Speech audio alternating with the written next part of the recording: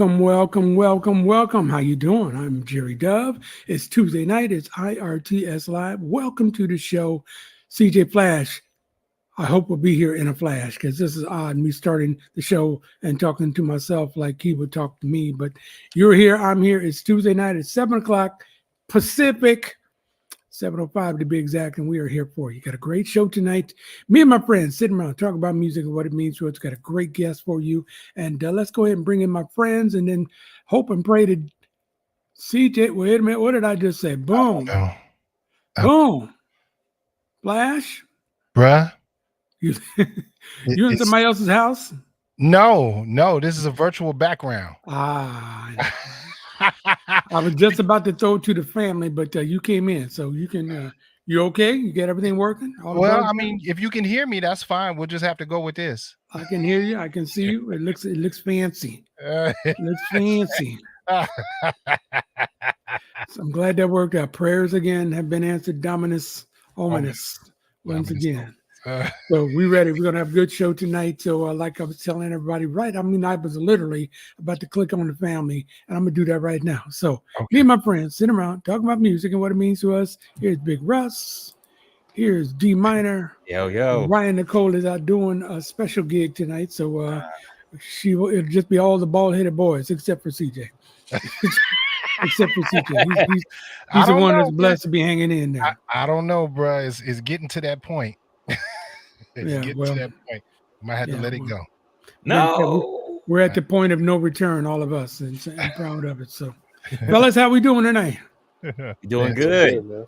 Let me switch you guys around because I know Russ is used to being over on that side, and then it's all good. I don't mind switching with D Minor. Yeah, I don't mind. Yeah, not at all. It helps me out too. So we talked earlier in the green room before we started the show about how we all got the memo about the black. So I'm going to show you my shirt here first and let you give you a hint of who we got coming on tonight. So my shirt is nice. Nice. I like that. Nice. That's a vibe right there. That's it. And then nice. I got that years and years ago when you could get a T-shirt at a concert for like $20. Mm-hmm. Not like that no more. Russ, what you got? Yes, absolutely. There ain't no ifs, ands, or buts about it. Absolutely. Without black music, we clapping off beat to harmonicas and, and violins. All right, now. D Minor, we got to see what you got. We're all doing yes. Yeah. Bay Area bread right there. Yeah. That's really nice. That's for CJ right there. Thank you, brother. That's ready for Stern Grove. Man, yes, I am. He's coming, right? Yeah. I've never been out there. It looks like it's just a mass of people up in the trees and way in the back. Yeah. Is it cool? Is it fun? It's very cool. Yeah, it is. You got to have a good seat, though? No, because it's a vibe. You don't have to have a good seat. A good seat is cool. Or get there with, have some people who get there early, get your picnic blanket out. It's a celebration all day long. Okay. Doors open about 6 a.m. Mm-hmm. People get lined up about 5:30, get there and just camp out all day. All right, I'll volunteer you, D Minor, since you live in San Francisco, to go get us a spot. Okay. I'll be there about 15 minutes before the show hits, so whatever time that is. So yeah, no, this Stern Grove is a great experience. It's just cool just to hang out. The artists, DJs is like the icing on the cake, and just hanging out with friends and family is just or total strangers. Yeah. Okay. I suggest you go. You should go, Jerry, to that show or maybe the Chaka Khan show. Mm-hmm. Yeah, you can go for that, man. And I think it's Chaka Khan and Steel Pulse on one day. Yeah. I think I heard that. That's a very interesting combination. Steel Pulse opening for Chaka Khan, huh? Or Chaka Khan closing for Steel Pulse. Either way.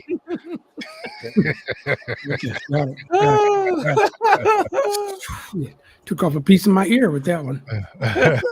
Flash, we didn't ask you about your T-shirt. What you got on special tonight? Anything? No, I got the blanks today. Okay. I didn't get the memo on the all black. You guys are looking like death row up there. Death row with the ball. So okay, but look, let's get this show started because we got a great guest tonight. Tonight, our guest as we welcome singer, songwriter, and 11-time Grammy Award winner, Mr. Tony Lindsay. He's a friend of the show, and I'm happy to say he's also a friend of mine. Tony spent 25 years as the lead singer of Santana. He's had an award-winning solo career as well, and the word on the street is that he just might be taking the mic from Frankie Beverly and being part of Maze. We'll get more on that and all these other things a little bit later as we talk to you. Ready? Mr. Yes. Tony Lindsay. What's up? Hey. Tony. What it is? I'm sorry that my screen is not as wide as you guys' screen, but thank you for inviting me to this fabulous show. Good to see you, cats. How you doing? Good, man. man. Good, Tony. See you. Hey, Now, are you holding your camera? Because well, hold on one second. Are you holding your camera because you're moving a little bit? Are you holding? Oh yeah. Yeah. Okay. Why is it? It's moving. We're not gonna make it through the show if you're moving. So. Well, I just experienced an earthquake at my. Okay. You making that up, but okay. But you want to say something about Herbie Hancock? Go ahead. Yeah, he's going to be at the San Jose Jazz Festival too. I think it's That's either the night. That's right. It might be the night before Stern Grove. That's Yeah. right. Yeah. That's right. That's right. So you got a couple chances to see him. That's right. Oh yeah. And since you brought it up, we're gonna see you out there in the San Jose Jazz, right? Yeah, that's what they tell me. I'm looking forward to it actually. Okay, take a look at this picture right here. We are too. Whoa. He is literally handing you the mic. Yes. Now, you know what's crazy? That's Tony, in case you didn't know, that's Tony Lindsay with Maze, and it's Frankie Beverly, of course, who is retiring. And it was crazy. I don't know if you guys realize that Tony told me that he just met Frankie Beverly for the first time like a couple of weeks ago. Yeah. What? Just met him. Yeah. In Philly. In Philly. Wow. Yeah. That What was that show? It was man. I'm gonna tell you, it was the crowd was ridiculous, of course, because that's his hometown. Yeah. Mm-hmm. And it was unbelievable driving in and seeing all those people. It was like, and it was hot. I mean, hot and humid, and they still came out. Matter of fact, they had to add a second show because his show, the only show was supposed to be on the 6th of July, and they had to add they added another show on the 4th of July because the one on the 6th sold out, and there was so many people wanting it. So I think there might have even been more people there the night that we played than the other night. But they said both of them were completely packed, so did very well. And where were they? Where'd you play? Shoot, I can't remember the name of the place now. It was in a park. Oh, okay. Never played there before. Okay. Yeah, so I can't remember what the name of it was, but they said it's probably one of the oldest venues there in Philly. Mm-hmm. Wow. So how did it work? Did you share the mic, or how did it work as far as singing the songs? Frankie, he pretty much did the whole show, and they brought me out for like the last 2 songs to do, because his folks got to see him, man. Right. Right. Yeah, they have to see him. I mean, you talking about a cult following? Good Lord. Yeah. Mm-hmm.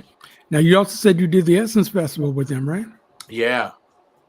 Yeah, that was the first time I've been to Essence, and that was very interesting. I hope. Yeah, interesting, like getting run over by an elephant, or interesting, like good? No, it was at the Superdome, and there were like 90,000 brothers and sisters in that place, man. I mean, everywhere. Nola was in the building. I'm telling you.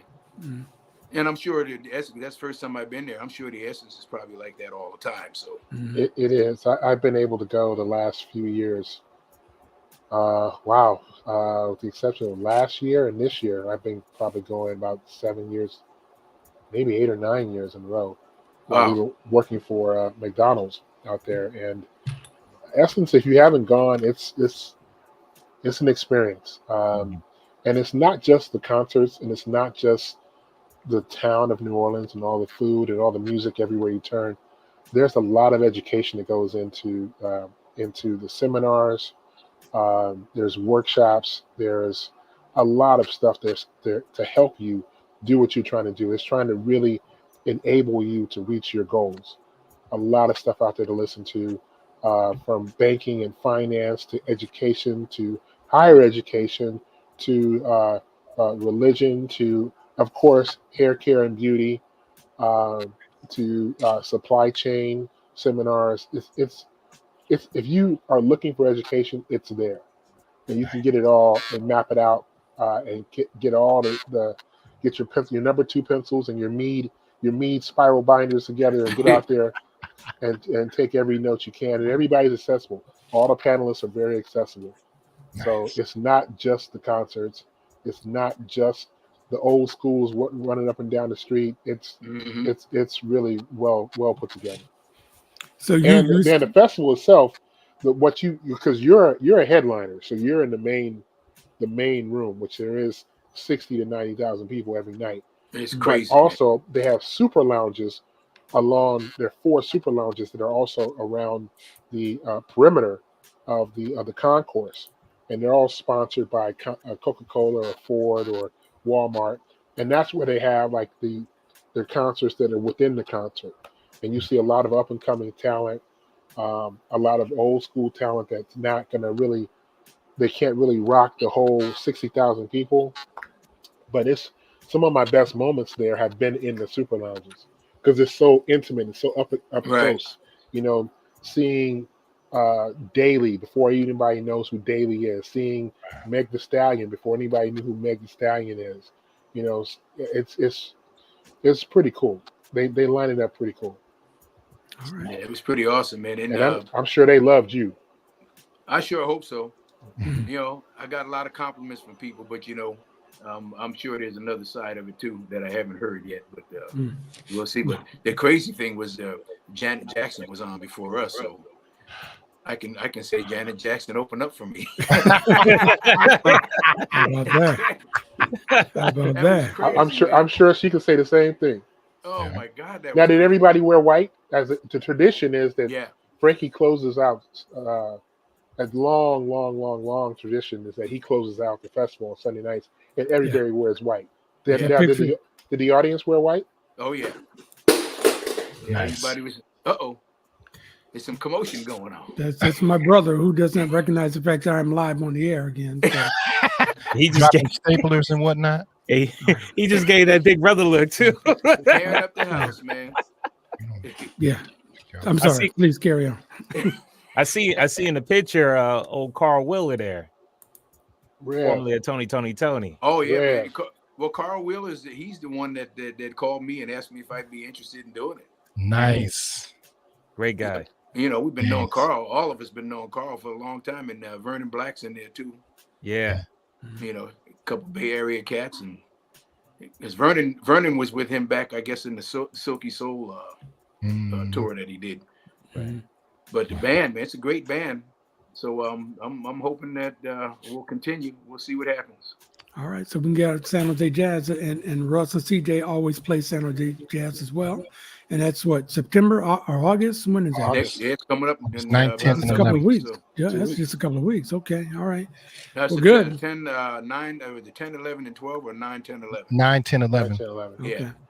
All right. Hey, listen, I forgot to do this because Ryan Colt's not here. I forgot to tell everybody what they're doing and how to find us and all like that. This is IRTS Live. We are here every Tuesday, like I said, at 7 p.m. Make sure you follow us at IRTS Space Show. Tell a friend to join us now on the IRTS Live Facebook page or on YouTube or on X.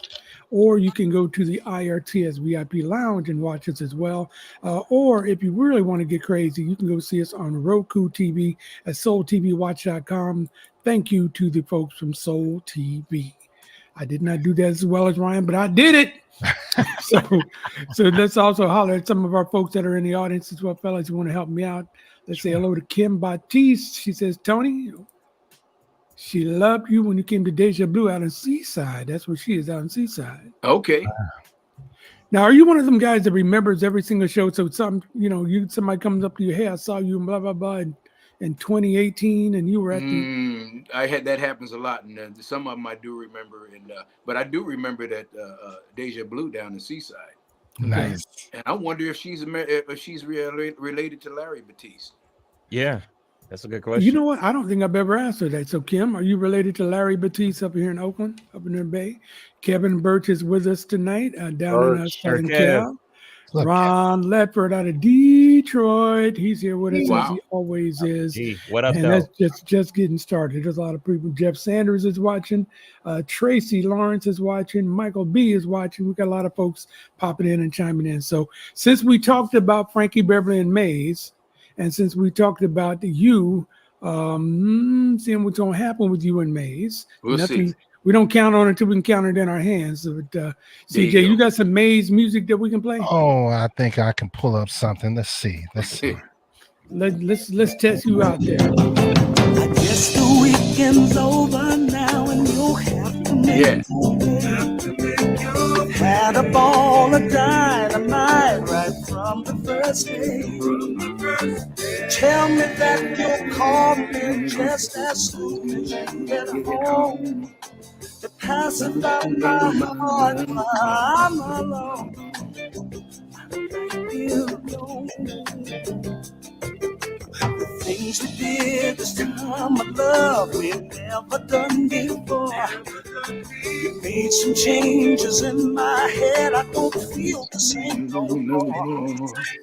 Tell me it's not make believe this feeling that you show. To comfort me, my love. All right, that's my first time hearing Frankie. It was when that album came out. That's the first time I heard him. Really? Yeah. You didn't hear him as raw soul?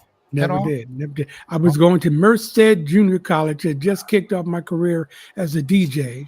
And part of your college experience of learning how to be a DJ is like you did a different type of music for 2 hours, one day a week. So I did classical, I did country, I did pop, I did R&B, and that record was in there.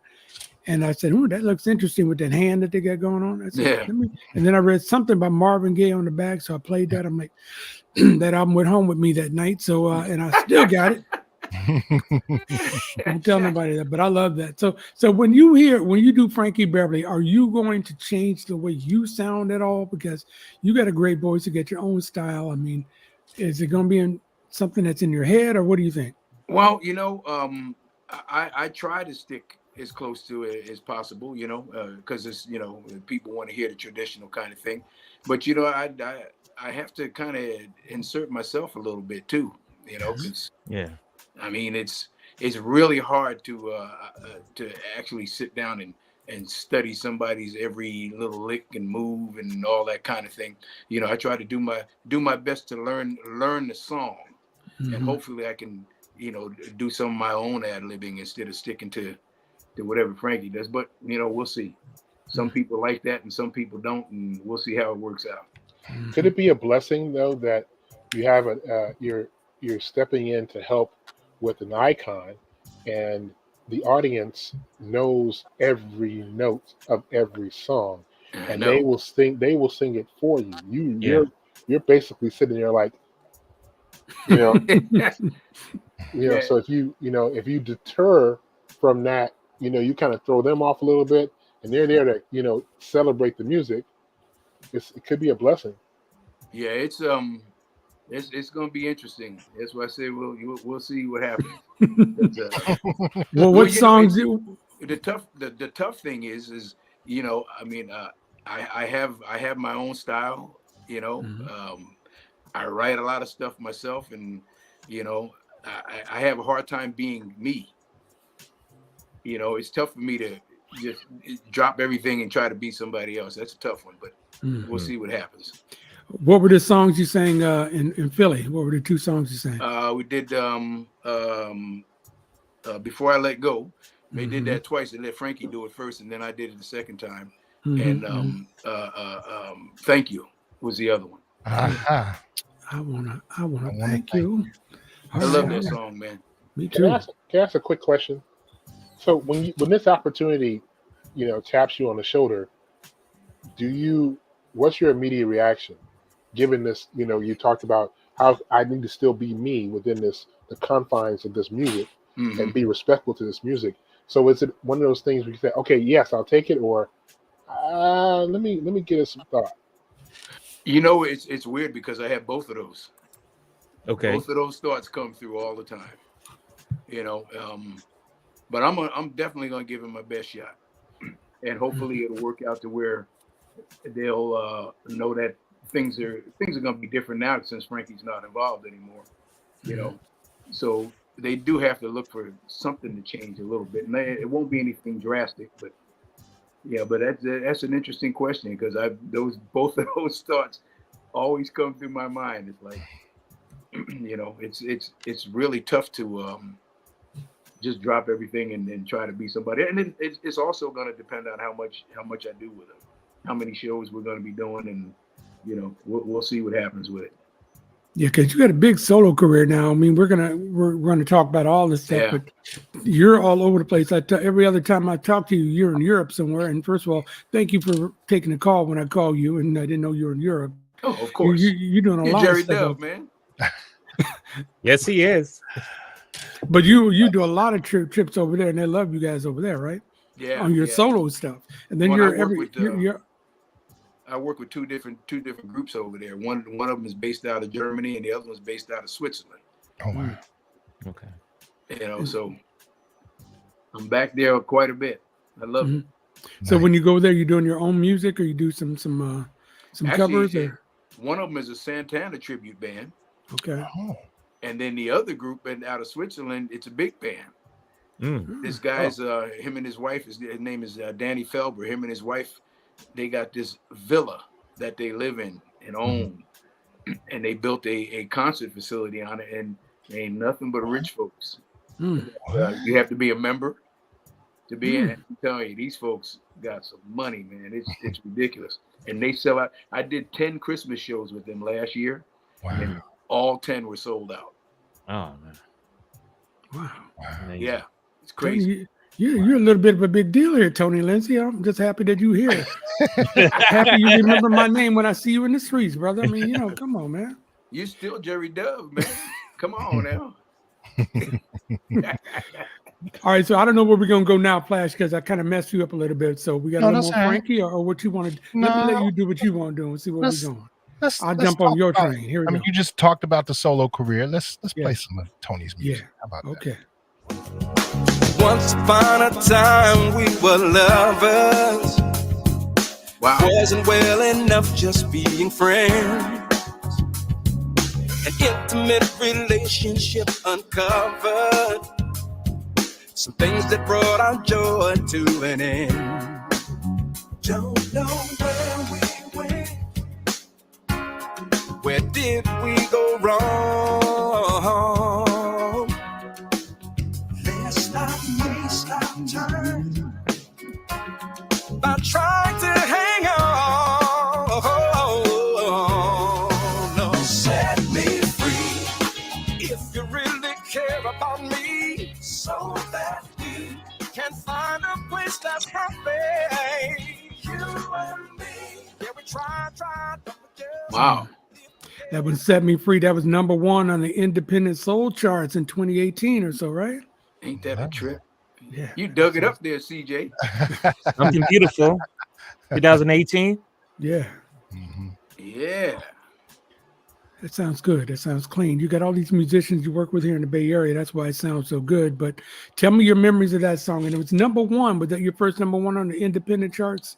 I think Something Beautiful might have been the first one. Okay. So this is years after you had been with Santana. And again, we're kind of going all over the place, but we're going to connect it all at the end. You were with Santana for like 25 years up until what? What was the last year? 2015. So this CD comes out 3 years later. You got a CD that's #1 on the independent soul charts. You're going to Europe and playing for rich people. How you feeling about yourself?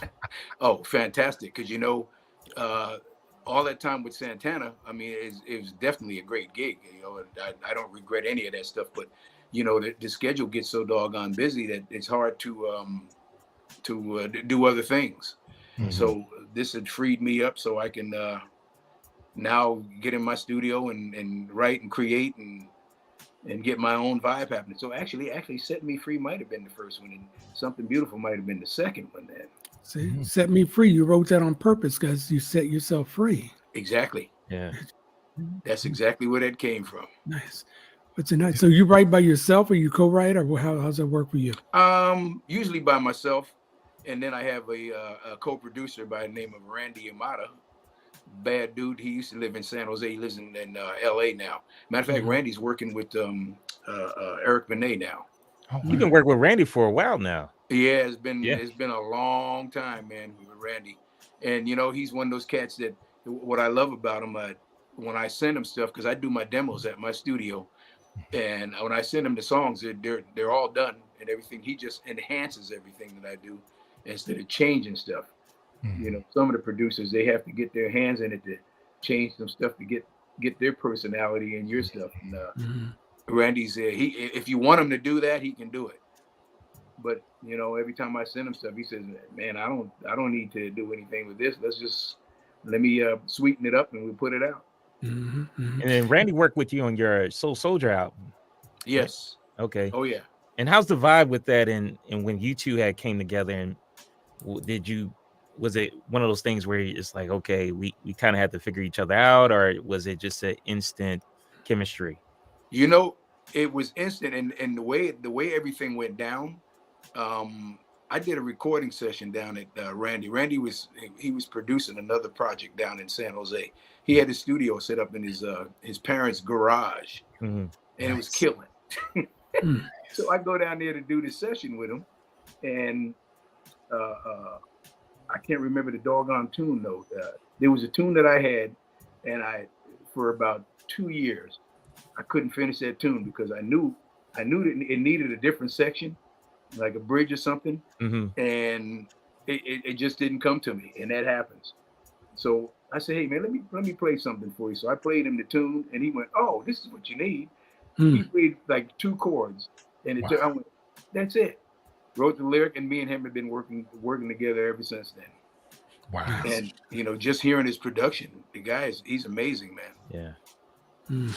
Nice. Michael Boudreaux, I don't know if you saw that. He says, congratulations. He's with San Jose Jazz, and he's looking forward to seeing you in a few weeks. And Jeff Sanders wants to know, CJ Flash, where the heck are you? I'm gonna be where I'm at. Okay.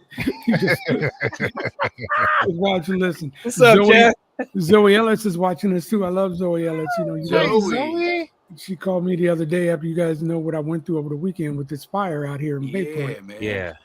She called me up just to make sure I was okay. And it was, first of all, I want to thank everybody who was calling me and texting me to make sure I was okay. It was so sweet how many people, with the quickness, offered me a place to sit, a place to sleep, a place to just get something to eat before me and Sherry even figure out what we were going to do. So we thank you all. And it got to the point where about the 10th, 11th person, I said, well, you know what? Maybe we should ask them what their thread count is and what they had for dinner. And we can, kind of work this out, Sherry. It's like going to a hotel or something, but God is good. And we got back in the house late, and it was something. I hope nobody ever has to go through that. And I know, God bless man. these firefighters, and God bless the neighborhood was all good. So we're good, man. We're good. But hello, Zoe. How you doing, babe? Robert Kevin Owens is watching. I think I said Jeff Sanders is here. So let's keep it going, Flash. What else you got? Oh, I got something beautiful. How about that? Okay. Living my life in my own special way. My world is filled with blessings every day. Leaving all doubts and regrets in the past. Reaching for tomorrow's dreams. 'Cause when you let go, something beautiful happens. Something beautiful. That's when it happens. Something amazing. If you want to grow, you gotta let it flow. Whoa. If you want something beautiful, feeling the spirit. I like This that. just reminds me of what radio used to feel like. Yes. I know. You used to feel like, and I miss it tremendously because this would have been a staple. Sure enough. It's definitely changed, man. Yeah. Since you cats know all not at KBLX anymore. Yeah. You're right. None of us, all 4 of us. I know. Yeah. That's right. But if you like Biggie Smalls, if you turn on or wait 5 minutes, they'll be playing him. And, if not now, in the next 5 minutes. No offense to all you Biggie Small fans, but it's different. But you're right, CJ. I could hear that on KKSF back in the day, KSOL, and especially on KBLX. It just feel a good smooth music. groove, just a groove while you're driving with the top down and just singing along. So that is a beautiful song. That was #1 on the charts as well. Yes. Did you write that one? Yes, I did. And you know, it's a trip. I wrote it with one of I got a couple nephews, man, that are these cats got some serious talent.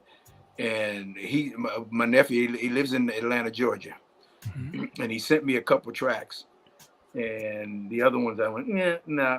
And but that one, I went, ooh, this is interesting. So I had to go to Europe.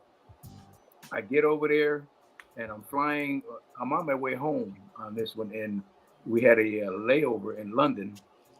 One of the flights had gotten canceled. I said, oh well, I guess I'm gonna be here for a while. So I put my headphones on and said, oh, what am I gonna do while I'm sitting here? And I went, oh, let me check out my nephew's track again. And that song was written before I left that airport. Wow. Done. Wow. I got home. I pulled the track up, pulled it over. I put my vocal down. I sent it down to Randy so he can sweeten things up. And that's it. That's beautiful. It's done. Yeah. That is something beautiful. Truly something beautiful. Yeah. So you say your process. One song took 2 years and needed some help. Another song took 10 minutes. 10 minutes. Just a little time to listen to it. So it's always a different process, man. It's I can be riding in my car. I always got that phone ready to hit the record button because most of the time I'm riding somewhere and the idea comes, I'll lay something down, and if I'm close to my studio, I go over there and pull up all my stuff and lay down something before I forget it. There you go. Smart. And so you sing those songs when we were out, because you're all around the Bay Area as well. You're probably, how many shows you got this week? Matter of fact, tomorrow be at Biscuits and Blues with Lloyd Gregory and Biscuits and Blues. Lloyd Gregory. Wow, Lloyd Gregory. Yeah. Lloyd Gregory, Janice Maxie Reed. She's good. love She's good. Janice. Yeah. Richie Iguana's playing too, who plays with the Whispers. On drums. Yeah, Richie. Oh yeah. Yeah. Man, I haven't been to Biscuits and Blues in so long. And also, what's his name? Richard Howell on saxophone. Okay. Richard Howell. You got some heavyweights, man. Yeah. But you're a heavyweight. It's How gonna about be that? fun. And so, what you do your own music then, or you do covers? I think the last time I might have, well, maybe not the last time I saw you, but I saw you at Biscuits and Blues a couple years ago. Yes, you and did. you had the the Soul Soldiers. Yeah. Nice. Yeah, it was great. So yeah, that's a cool little spot. It's tiny, but get there early. They just reopened. Okay. Because they had bad experience with some damage from the Jack in the Box upstairs.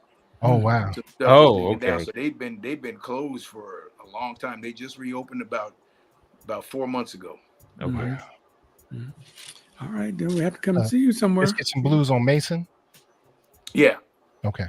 Right on Mason Street. Yeah. Like that's across from what used to be Ruby Sky. Ruby Sky. Ruby Sky. Which is now August Hall. Yeah. August. Okay. All right. In the Union Square district of San Francisco. It's actually more the Theater Square, because they have the ACT and you have the Curran right there. Right around the corner, yeah. And you're watching IRTS Live. It's Tuesday night, so you know we are on. We got our guest, Tony LINDSAY, who was a 25-year career with Santana. He has his own solo career with #1 hits all over the place that we are into now. And he might or he might not be doing something with Maze. He definitely will be doing it in San Jose in a couple of weeks, but we'll see what happens after that. I'm going to have Frankie's people talk to me, and then we'll see what we're going to do with Tony as far as see what I'm saying? Yeah, I got you, man. What did we say last week, Russ? 10%. 10%. Yeah. In advance. I need mine in advance. So. Dang, I just saw 25. Just you put up 2, Russ put up through, and D minor put up 5. If you'd like to, keep your hands down, man. D and I will take ours on the back end. Jerry wants. There you go. I need mine up front. That tells you who you're going to bed with right there. Oh, come on! I was just this close to a fire. Come on, man. You got to be back. You got to be careful with the back end, because sometimes those cats disappear real quick. Yeah. And the back end is gone. Maybe they haven't seen Russ. They running from him. They might say, once he stands up, you better give him his money. Nah, he wear them guns. He got them guns. No, I am no threat. If I was a threat, I'd have one of those Grammys sitting on the wall behind him, sitting in my house. One of the 11 Grammys? Yeah, one of the 11. He can't put them all up there. There's two of them in there. I just need one, bro. Let's see that again. Oh, wow.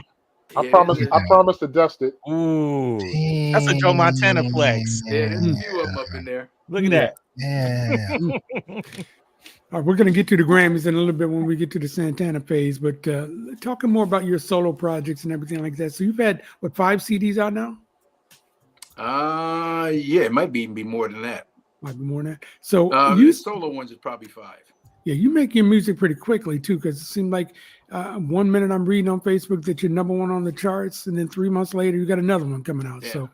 So you there's one you on write there now hits. called "I'm Not That Cat." That's at number 8 as of last week. So we'll see what happens with that. And I just finished the track with Roger Smith, who's the keyboard player with Tower Power. Oh wow. Yeah, so we got we did the tune before the pandemic, and he's just releasing it now. So Okay. So the independent soul charts is where you are now, because again, with the way music is nowadays, you got to find different ways to do what you used to do. So did they find you, or did you find them, or how did you make this connection with the independent soul charts? actually, I don't know if you guys are familiar with a brother here from the Bay Area by the name of Cornell Carter, who is a bad dude. They call him CC. He's CC's got a big career happening over in the UK. Wow. And he heard the stuff and he said, man, I got to turn you on to the cat that I work with is by the name of Chris Clay. He works with a radio station called Soul Cafe Radio out of New York. Okay. And all they do is handle independent artists. Him and Marv Mack. You guys probably know Marv too. Wow. With the influencer, and then there's another guy named Gary Vandenbush out of the UK that I do stuff with. So all these guys they're dedicated to just independent artists, and I'm gonna tell you, these internet stations, man, the artists that you hear on these stations, and the record companies are listening. Of course. They are definitely listening, because the quality of the music is not like it used to be. You know, we used to do stuff and it sounded like a doggone demo. Now everybody's doing either making their music so it's radio friendly, and you can get a lot of airplay. Yeah. I do have a question for you. When a record, now the climate has changed so much as far as radio and your spin counts and terrestrial radio versus internet radio versus streams. So when you chart to 8 on the you get there at that level, how does that manifest itself with sales and streaming numbers? What do you see there, and how do you manage that? And how do you market according to how it's climbing up the chart? So they send me I get the digital recording chart. They send me the DRT all the time, so I see exactly how many spins I'm getting, and most of the time I'm getting like over 4,000 spins all the time. And what's been happening is through the distributors I use. I've been using CD Baby and DistroKid. I've had no problem with the product selling. And through my website, people have been ordering all kinds of stuff. So there's people listening, and it's starting to reflect on sales too. So, the only thing that I'm bummed out about, which is the physical copies, and with them people not buying as many CDs as they used to, and so you got to kind of balance it out between CDs and the vinyl stuff.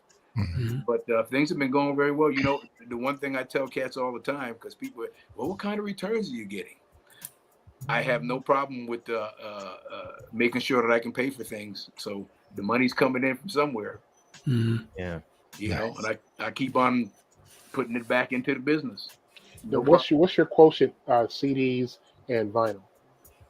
I haven't done any vinyl yet. Oh, you haven't? Okay. I think what I'm going to do is all the number ones I'm going to put on vinyl. Okay. Oh, man. Yeah, I want one of those. One of those. Same here. When I heard all the number ones on a vinyl.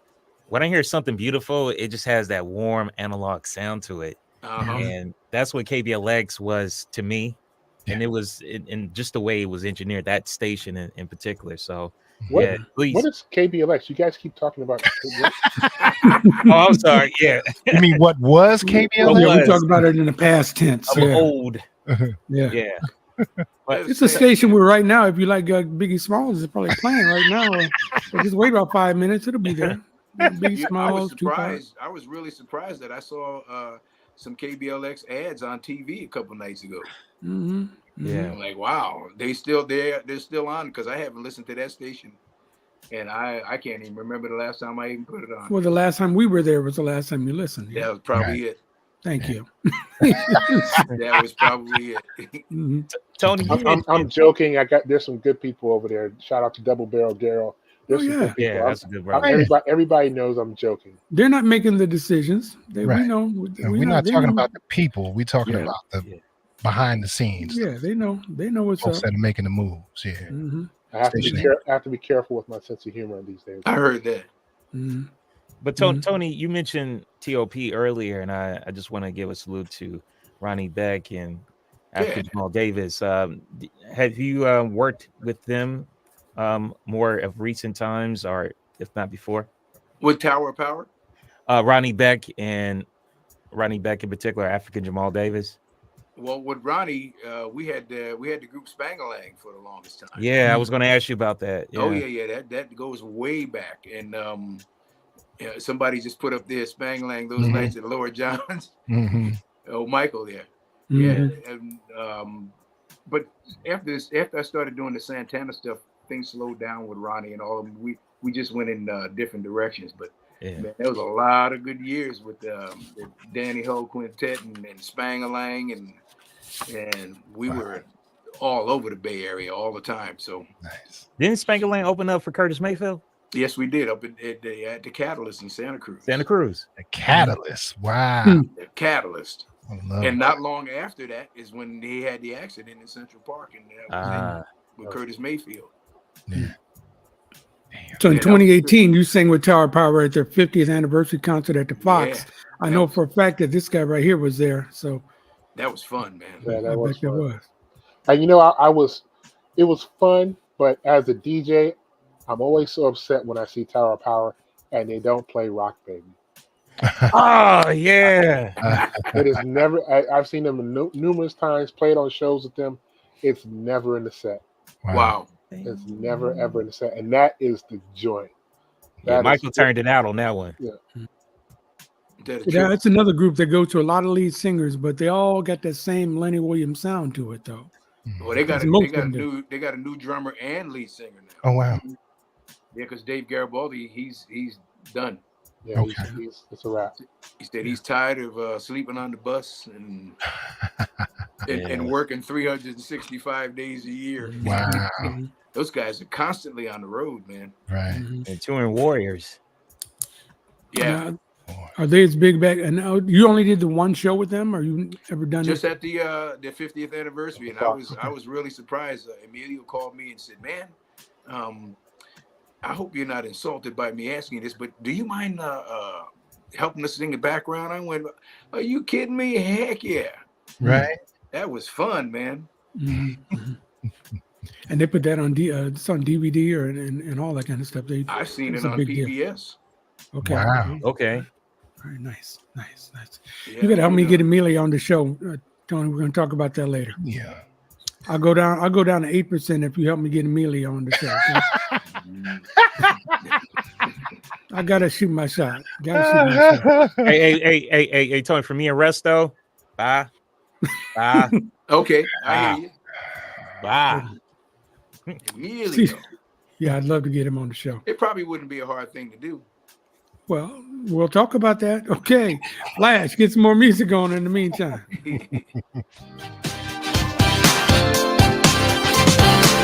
Stop trying to hold on. Let it go, let it go, let it go. Living on a memory. Don't block the path of your future's growth. Early in life, I planted seeds. Just keep living, cause the world will change.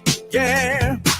Some things that once were a part of me, somehow they just don't feel the same. I'm not that cat no more. I'm not that cat. No, I ain't that cat. I'm not that cat. I'm not that cat anymore. I'm not that cat. Oh no, I ain't that cat. Yeah, that's a cool cat. That song. That I'm not that cat anymore. You know, it's a trip because I had a conversation with a friend of mine, and she said, "I don't like that song." I said, "Why? Because you have a problem with letting things go. That's why." You know, when we get older, hey man, I'd love to play basketball again, but you know what? I hurt my knee. I had a torn meniscus. I got that fixed. Mm-hmm. And you know, when we get up here at a certain age, the recovery time is a long time. Yeah, it's a long time. Yeah. Some things you got to give up and keep, just like our hair. You can't try to hold on to that. It's going.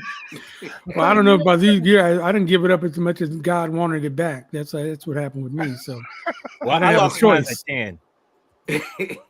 Yeah, you've been bald since I met you, D Minor. Mm-hmm. Well, you were young still, man. But, Yeah, I was about 8. He had male pattern baldness in the 2nd grade. You know, you say wise beyond your years. It starts right there, bro. But see, he does it for the cool factor because he can rock an afro if he wanted to. It's just he feels cooler, you know, with the bald head. Yeah, you can really rock an afro. Yeah. He could. See, Can that's you? cold, man. That's cold. Yeah, why I you treating us like that? I can't do that. Why you treat me so bad? You see what I'm saying? But back to that song. So that song is like number 8 and it's going up, right? That's 8 with a bullet. Number 8. Hopefully, it'll get in that top 5. I hope, and keep going. Yeah. We'll see what happens. So when you travel around, you travel across the country too, or you just Bay Area and Europe? In Japan, actually, pretty much just Bay Area and Europe right now. Okay, that's crazy. But we'll see what happens with this other situation that may come up. Now, obviously, you're a cool musician, but you know you say cat a lot. I don't hear a lot of people saying cat. So what made you decide to say I'm not that cat anymore? It was just a great title. I'm not that cat no more. And you know it's a trip because when I sent it to the guys over in the UK. They were like really ecstatic about it because they never hear that term at all. Really? They said we don't say that, Scott. This is cool. Mm-hmm. Wow. Yeah. But you know with the titles of songs, man, you gotta try to make them as cool as possible. So I hear that saying a lot in years before in San Francisco, but Dayton, Ohio, in particular. I hear a lot of musicians say cat. Cat. Like that's my cat. You know, so and maybe I'll get a cat TV commercial out of it something. So now you want to earn that 10%? There you go. What? Give me a license. What? Yeah. Oh, I thought that was doing just fine right here. Hey, Sherry Dub said to tell you hello. Sherry Dub said hello. You got a gig, cat. Hey, let's go get that money. Okay. Oh, see, Cherry Dove then came on. Yeah, she said to tell you hello. Yeah, you know. Hey, Sherry.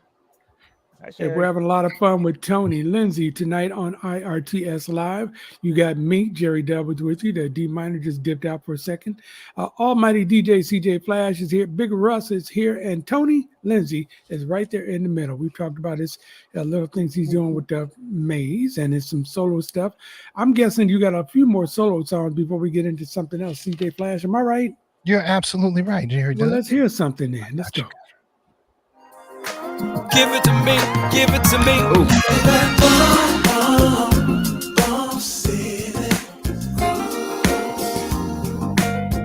It's gonna make you move. Give me that all we wanna do is love you. Feel the mood that's in the air, swaying round without a care. Caught up in a sexy groove. I just wanna dance with you. And let's laugh and play around. Look at all the joy we found.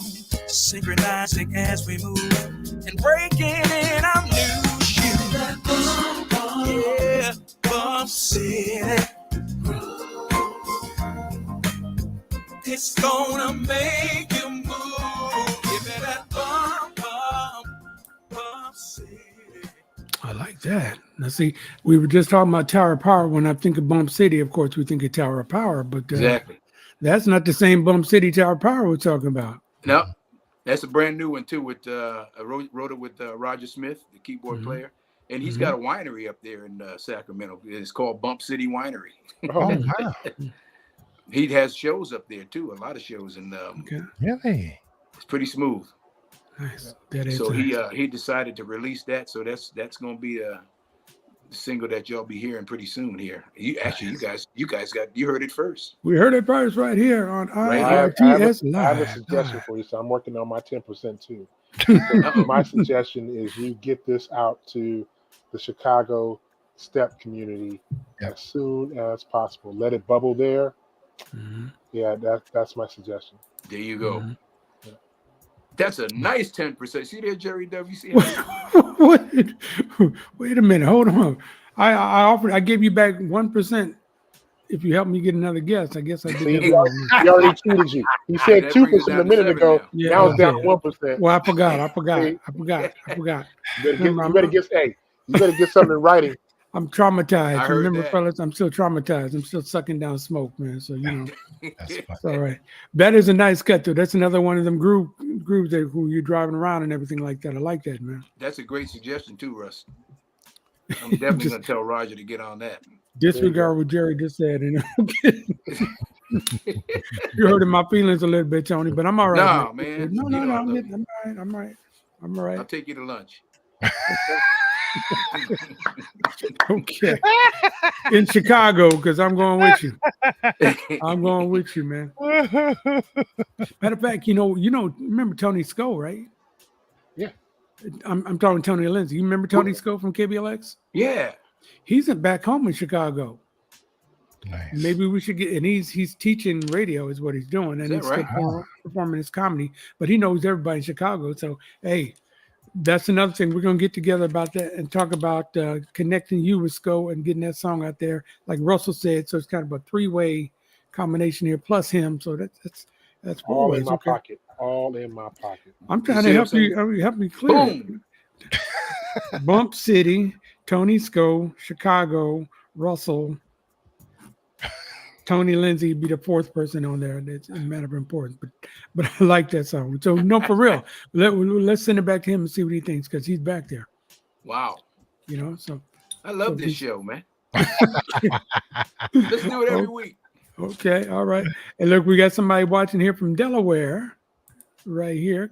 All right. That William might be the Will. first time we've had Delaware on the map here, so we appreciate y'all watching. And make sure that when you sign in, again, this is Ryan's thing that she usually does, but when you're making your comments and thank you for all that you're doing, let us know where you are so we can shout out your city, your state, or whatever you want to do. All right? Delaware, man. They're up late back there too. Yes, they are. Yes, they are. That's how good you are. See, let's keep Man. it going, Flash. Keep it going, Big Flash. shout out to D Tug. I see him and jumped in. Derek Tuggle in there. Detail. I see him. D Tug. What up, bro? And David Asbury says, nice. He liked your song that you did. Yeah, so yeah, let's go. Wow. Go ahead, Flash. My baby makes me so happy. She is my morning sun, my starry night. And when I'm feeling trouble, her sweet kisses just make it right. Yeah, a miracle found me. Showed me that I could live a better life. Some call it intuition, some call it fate. Me and you until the end of time. I can't help loving you. There's nothing that I would do for you. Nothing that I wouldn't do. It's all I'm meant to you.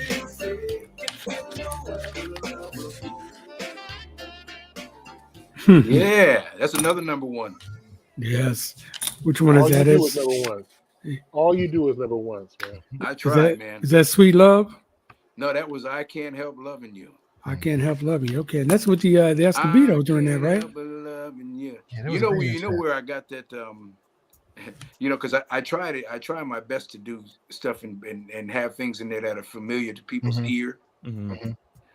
And I'm sitting there one day listening to "Sitting in the Park," Mm-hmm. Mhm. and I went, It's fun. Good time. Yeah, I like that. I saw the video. That's where the Escovedos are in the video, right? No, that was All Is One. Oh, okay. We'll get to that one. We'll talk that. Yeah, in that's a minute. what Peter Michael Escovedo did the video on that film. Yeah. Xena's in there too. That was another number one. Okay. All right. Well, let's finish up with this one first. So this one was, tell me again, So in Love. I Can't Help Loving I You. Can't Help Loving You. I don't I have that Can't in my Help notes. Loving You.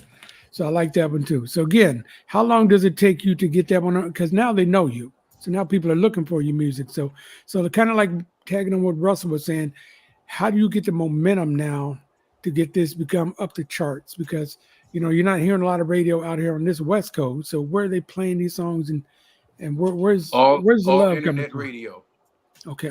Yes, all internet radio. And it's a trip. I can be out of the country. And that's the cool thing I like about it. I can be out of the country and I tune into the station, boom, and I'm hearing stuff. I can be in Russia and it don't even matter. They got stations all over the place that are playing independent artists now. Mm-hmm. And the guys that are running the music for us, they make sure that these stations keep playing the stuff. They're not real expensive because they know that we're spending our own money to do it. And it's great. I mean, you don't need a record company anymore, man. Mm-hmm. You really don't. And plus, once you get past a certain age, you guys know that they ain't looking at us anymore. You can't. Right. Yeah. If you ain't 16 and don't know a doggone thing, then they're definitely gonna be knocking on your door. But once you pass 25, probably even younger than that now, then it's like they don't even look at you anymore. Yeah. Well, for another 2%, we can teach you how to twerk. 2%. God dang, you're going back up again. For another 2%, I can teach you how to twerk. That get that 25, 35 demo. Let me go on the record right now. Now, Damian, you may not agree, but I will give my entire 10% to watch a Jerry Dove twerking instruction video. To watch me teach Tony Lindsay how to twerk. 10%, well, I will donate my entire 10%. I'll donate too. What the hell? I might be on. Okay, I'm writing that down too. I might be on to something. Twerking class. Yeah. For the polished people. What are you gonna wear? What are you gonna wear for this class, by the way? Yeah, well, you'll have to pay to find out, won't you? See. They got man leotards too. Actually, they do. Hey, but if you can twerk in anything, man. You can twerk in baggy jeans. You can twerk in leotards. No, don't say that. You just ruined your Lululemon sponsorship. You're right. We gotta work the twerk. So hey, Stephanie SMJ from the Bay says hello to you, Tony. Hey, Stephanie. All right. It was good to see her the other night at the Karen White show. Good to see you the other night, Steph. SMJ from the Bay. Yeah. Tony. Oh, I'm sorry. Go ahead. I was going to say Eric Gill is watching us now, and Dwayne Rude Boy Taylor is in there now too. So hello, folks. Go ahead. Go ahead, Flash. Dwayne Taylor. That's what it said. Dwayne Rude Boy Taylor. Wow. Friend of yours? Man, I haven't heard that guy's name in a long time. Dwayne Taylor used to do most of the big parties in San Jose. Yeah. All the clubs down in San Jose. He's a San Jose firefighter too, if I believe. Right? Yeah, he's San Jose firefighter. But yeah, a lot of the really cool adult clubs in San Jose used to be Dwayne Taylor. If it's the same Dwayne Taylor. I think it is. Gotta be. Yeah, not too many grown men walking around calling themselves rude boy. It's probably him. Rude boy. Rude boy. What's a go on there, rude boy? What were you gonna ask, D Minor? I wanted to ask Tony, were you a part of a group called Four of a Kind? Oh yeah, man. That was the first group that I ever I was like 8 years old when I was in that. Oh man. Yeah, we had it was me and one guy was my cousin and the other two were just friends. We had a group, an a cappella singing group called Four of a Kind. I was the youngest in the group. Wow. And I'm the only one still going. Wow. Oh man. Now we call him the Encyclopedia Britannica, but D Minor, how in the hell did you find that one out? I know. So okay, here's the thing. I don't know if you remember this. Tony, I ran into you at the Danny Seraphin concert. It was a show at Yoshi's. At Yoshi's. Yeah, and I was outside. You were going in, and we dabbed and everything like that, and we obviously had some mutual friends in common, and so right after that, I was like, okay, I need to find out more about this cat. Outside of the Santana stuff and the Summer Heat stuff and everything. So yeah. But where do you dig up 8-year-old information about Tony? I don't know if he was 8 years old. He just said he said he was. Yeah, you were 8 years old. Oh, okay. That was 8, man. Oh wow. Okay. He's not giving up his sources, as we can tell. He's not giving up his sources. You got to be careful with 8-year-old information on the internet right now, bro. Well, I'm not 8 years old anymore. That's what that is. Nah. Yeah, but that was a long time ago. Yeah. The site that's giving up 8-year-old information. Hey, yeah. That's why I was like, I didn't know you were 8. Well, the trip about it too is I've been trying to track down some of that stuff that we did back when we had that group. And somebody's got some stuff, but none of us know where we can find it yet. But it's going to surface somewhere. Okay. So were you good, or were you just good for an 8-year-old? No, we were good, man. Okay. We used to kick. I mean, when we did those talent shows, I mean, all the other groups got scared because they knew we came in. We weren't messing around. We were doing Temptations and the Miracles and Beatles and everything. We even did some Santana stuff back then. Acapella. Wow. And were you singing the Santana songs like as far as doing the lead? We were doing Black Magic Woman and all. We were doing a whole bunch of stuff. Acapella Black Magic Woman. At 8 years old. 8 years old. That's not right. Bruh, it was crazy. So okay, at 8 years old, who is doing the arrangements to that? Well, we would just be fooling around with stuff and just singing stuff, and then back then they had a lot of all the older guys had these singing groups. They were doing Temptation stuff and all that. And there was this one group. Now this is when I was because I was born and raised in Kingston, New York, upstate New York. Yeah. Now down in Newburgh and Poughkeepsie area, they had a lot of the singing groups. And there was this one group called the Gifts, and these dudes were real bad, man. Had this one cat, Wayne. What was Wayne's last name? He just passed away a couple of years ago too. But one of the guys that lived in that was in the group who lived in this building, a bunch of apartments in it. On the top floor, there was an empty apartment. So Wayne, he said, "Are you guys real serious about this?" We said, "Heck yeah." He said, so he went and asked the landlord if he could take us upstairs there, and he taught us how to sing harmonies and all kinds of stuff, and would teach us a whole bunch of songs. We were doing Mickey's Monkey. We were doing all. It was crazy. And that tune, what's the name of that? So in Love. And we go along together. All that kind of stuff we were doing. Is that Frankie Valli? Nope. That was Black. No. I think Enchantment. Holding hands, walking on.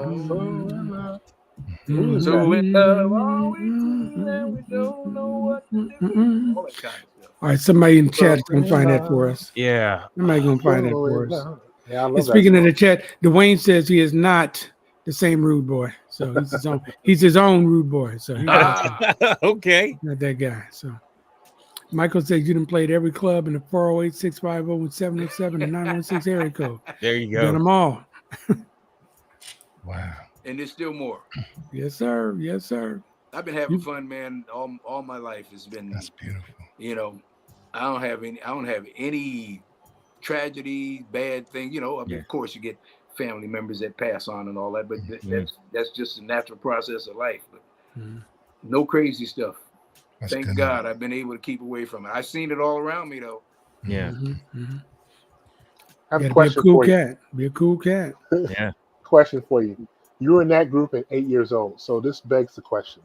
When did you realize that you had a talent for singing, and who recognized it first? Actually, we did. Really? We liked the way we sounded at that young. Nobody even had to tell us. And my mom always tells the story because the cats in the Santana band, when she was alive, they were trying to get some dirt out of me, And she said, "Hey," I have nothing to tell you that he did bad. She said, I always know where he was. They went to school, they came home, did their homework, and they went to practice. Yeah. And then after they finished practice, or if we were playing sports at school, after that we came home. There was nothing. We just knew it. You know, when you gotta like your voice, man. There's a lot of people that they're not sure about it. If you don't like your voice, you're gonna have problems. Mm-hmm. Yeah. And we had a really good chemistry. And you know, my dad used to work at a lot of hotels around there in upstate New York. So when they would have banquets and stuff like that, you know, my son and them, they got this little singing group. So he would get us to come to perform. We had our patent leather shoes with our black pants with the stripes on them, with the cummerbunds and bow ties. And we went in there doing our steps, and we were tearing it up. People were throwing money out on the floor. Nice. Out there with a whole bunch of money. Nice. Nice, man. That's nice. And now also you're a good luck charm for the Bay Area teams around here, because we've seen you sing the national anthem for the 49ers, for the Giants, for the Warriors, for the Sharks. I'm guessing you got the Oakland A's up in there too, right? Yes. I'm doing the 49ers already called me for the season. The season haven't even started yet. Wow. That's 1-0 right there. That's a win right there. So can I get in the suite one time, bro? Can I get one time? You know what? Okay, here's the deal. Either I get in your suite or you come down and sit in my seats. One of the two. It's got to happen. One time for the ball heads. You go to all the games? Yeah, we've had season tickets since '78. No jive. Yeah. Wow. I'm a real, for right or wrong, I'm a real 49er fan. I heard that. Well, he's going back when Gene Washington was there. Yes, since we had AstroTurf and O.J. Simpson. O.J. Simpson with bad knees. Yeah. They want me to do the Detroit game so far. Oh, that's a big one. That's a big one. Yeah, I think is that Christmas Day? No, because the Miami game is December 22nd. Okay. I'm a little ashamed that I know it off the top of my head. I should. But my family is from Detroit, so they're flying out for that game. Yeah, I'll be doing the Detroit game so far. And I told them they need me earlier, you know, because, you know, it's one of those things that we know that we got a good team. But, you know, with football, it's a toss-up every year. You really never know how it's going to turn out. You have no idea. If you get one of them late games, it's like, and they ain't going to the playoffs. We call those the don't matters. Don't matters. People not even in their seats for the national anthem. It's like half a crowd there. So what do you get the biggest charge out of them? Which one? The Warriors? I mean, imagine when the Warriors were winning championships, you had to love that too. I'm gonna tell you, man, that Chase Center and even the old over in Oakland, man, it's loud in there. When you hear that, you get such a charge. But you know what? Levi Stadium ain't bad either. But I'm gonna tell you that Warriors that's a hard one to compete against because it's loud in there. What about the Oracle? So the Sharks. Oh, well, no, I'm sorry. The baseball stadium. Yeah, for the Giants. Oh, for the Giants. Yeah, that was good too. Yeah, but nobody's there at the beginning. You know, it's the Giants is a little different, and you know, for the first time, now that the A's are leaving, they had me do it a couple times these last couple of years. Yeah, but they had never called me until just recently. Wow. And of course, the Oakland Traders are gone now, so I don't want to sing for them. I never heard that before. Yeah, they the Traders, man. Come on, we can't have that. The Las Vegas Traders. You know what I'm saying? So you've done this a million times, and it's an honor to sing the national anthem. What are your thoughts on the young lady that had a problem at the home run derby for MLB? Yeah, that was pretty bad. Yeah. I feel really bad for her because I guess she's a country star, right? Yeah, she is, and she can really sing. But She man, can really that's drink too, but she can really sing. we're gonna see what that does for her career now, though, because that was pretty bad. Well, at least at this point, let's see what it does for her life, because she got to get her life together, man. Well, she said she was going to rehab. She did say she was going to rehab, which you don't really know how she's going to benefit, because at the end of her apology, she says, I hear it's really fun. Who? Yeah. So what are you trying to get at it? But the song is a difficult song to sing. It's a difficult song to sing. You can't try to get too fancy with it. That's for sure. No, I'm just waiting. I'm waiting for someone to sing the third verse. That's what I'm waiting on. Yeah, they won't. Yeah, but that third verse, they took it out for a reason. Right? Yeah. Well, let's ask you this: what are your top 2 or 3 national anthems that you've heard? Besides mine, you're talking about? Besides yours. Oh, you got to go with Marvin Gaye and there you go. Whitney Houston. There we go. You know, I mean, those two. And you know what? The funniest one is, see, now Carl Lewis, everybody forgot about his sister. No, we haven't. No, we have not. Never forget about Carl. Forgot about that. Oh my God. No, especially now with the Olympics going on now. No. Oh my God. Uh-oh. And you know, the Roseanne Barr one, I think that was a joke anyway. I think she did that as a joke. I think so too. Yeah, I think Carl was serious. Roseanne was very serious. For the land of the free. He came out with the ascot and uh-oh. That's the most famous uh-oh and uh-oh. Yeah.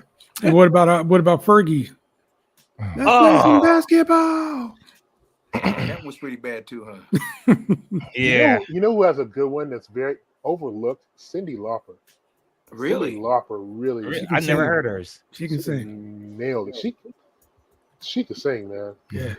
She can really sing. Now, Russ, you heard, since you've been at all the games, there's a Filipino lady that sings the anthem at the at the 49ers game. Man, that chick is good, man. Yeah, she's really good. I forget her name. Boys to Men are always really good. Martin they don't do it anymore, but Huey Lewis, their interpretation is really, and that goes back to the Candlestick days. Yes. You know, what they were doing with their harmonies is that is not the traditional performance either, but what they did is really cool. Yeah. Really, really cool. Yeah. I heard Bobby McFerrin do it too, boy, and he killed it. And Bobby McFerrin. He started way up with it. Oh, say can he was up there when he started. Yeah. I've heard In Vogue do a really good job at the Warriors games. And I've heard them when it was 4-part harmony, and I've heard it when it was 3-part harmony. Yeah. Now, I will say, to go back to what you said, Russell, Huey and the News, when they did it, those Candlestick years, it was just nostalgia. I always felt they left when Eddie left the team. So Eddie DeBartolo. Probably. So, but we would be remiss if we didn't mention Flavor Flav. He did one too? Yes, he did. He did. I gotta check that out. It wasn't too bad. It's not bad, bro. It wasn't too bad. He did his thing. Yeah, Flavor's everywhere now. He's paying for one of the Olympic the women's polo teams. Yeah. And then he's got his Red Lobster commercials that he's doing now. He saved water polo and Red Lobster. I saw somebody put a video up with him playing bass a couple of days ago. He can play piano too. Yeah. No, he's classically trained. Flav. Yeah, Flav is bad. But big shout out to Martin Luther. We cannot forget about Martin. Right. Yeah, that's my neighbor. He's loud. I can hear his music down the street. He's that loud. All right, you're watching IRTS Live. Let's get back to some more music there, CJ Flash. Let's go. Yes, sir. It's time to make it right between you and me. If you need a friend, you can count on me. I will lend a hand any day or night. I feel the same way that you do. The changes we're going through, I hope someday we all will see. You got a brother in me. Sing it with me, family. All this one. Hey, my people, we are one. Come on, sing it from your heart. All this one. My people, we are one. That's the video I was talking about earlier with the Escobedos. I think Zena's even dancing in it. So yeah, she is. She sure is. You need to put that vinyl with the number ones on there, and it's number 2s and just the greatest hits with that on vinyl. I'm getting that. Yeah, I'm gonna do number 1s with the vinyl. I think that's with the vinyl, man, you only got so much bass on there too. So yeah, that's a nice sounding song right there too. That's a good sounding song, man. Yeah. Actually, that song was intended for Santana. Oh wow. Yeah, I can hear that. But you know, he passed. I said, "Hey, okay, I'll do it myself." Do it, right. Yeah, he just passed it to you. Right. Yeah, I think so. Yeah. I met Carlos Santana one time, took a picture with him. He says to me, you know, he's standing there like this, you know, he'll shake your hand, but take it back real quick. He says, "What is your name?" I said, "My name is Jerry Dove. I like your aura, Jerry Dove." I said, "Thank you, Carlos Santana." I took the picture and moved to the left, you know, so there you go. Still got that picture. Real quiet guy. You will always get an interesting response from Carlos. And he loves music. He loves music, and he loves tennis. Yeah, I met him when I was a kid. I met him.